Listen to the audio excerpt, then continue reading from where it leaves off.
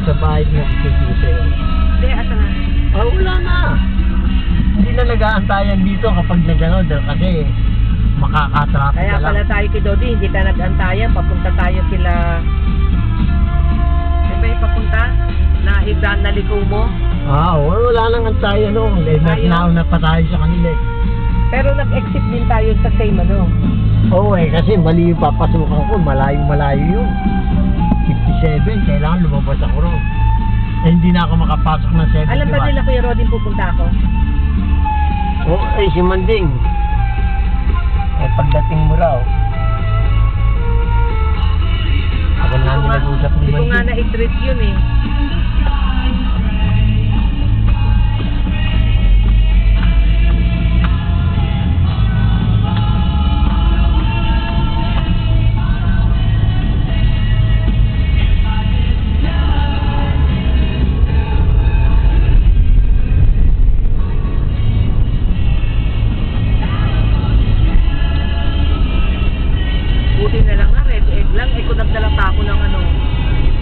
Wala, baliwala yun. Ay, anong baliwala? Nilagay na nga ako sa ano eh, bubuksan dati. Bite lang yung isang ano, yung parking check. I said, okay, but if you want, no, whatever, you said already that it's okay. Hindi pinitsin yung talagang pinaka ano. Buti nga. Buti nga yung Pinoy pa yung nanti sa'yo eh. Sinabi ko lang. Oy, maraming Torturing ka pa ng ano ng Pinoy na yan. Ay naku, Kuya Dodi, huwag mo sabihin yan. Hindi itong nasa akin.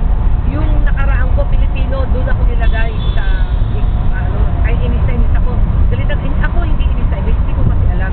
Yung nasa unahan ko, dalawa ka sa letter A. A din yun eh. Tapos sabi ni babae, nakapwisit yung mamang yun. Sabi nga, bakit? Nakita naman yung Pilipino tayo pareho, dadaan pa tayo dito. Bakit? May mapandaanan. Alam mo ba itong nilagay sa atin? Ito yung bubuksan lahat. Eh, ang bigat. Inaakit ko sa conveyor para buksan nila. Hindi ko mabuhat, may tumulong. Nung inilabas na para buksan, nakita nila, hirap na hirap ako. Okay. You can go now, you can go. Sabi gano'n. Kasi ibang Pilipino eh. Yan talaga. Kaya nga nakakainis yung Pilipino yung ano sa akin dyan eh. Nakakainis, dudugasin ka pa. In English. Sana mukha naman Pilipino ito. Pilipino pala siya. Dudugasin ka pa ng Pilipino. Ah, hindi.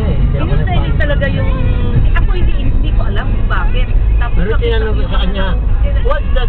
Hindi. Teka, basta yun, sunod sila ng sunod. Wow, talaga.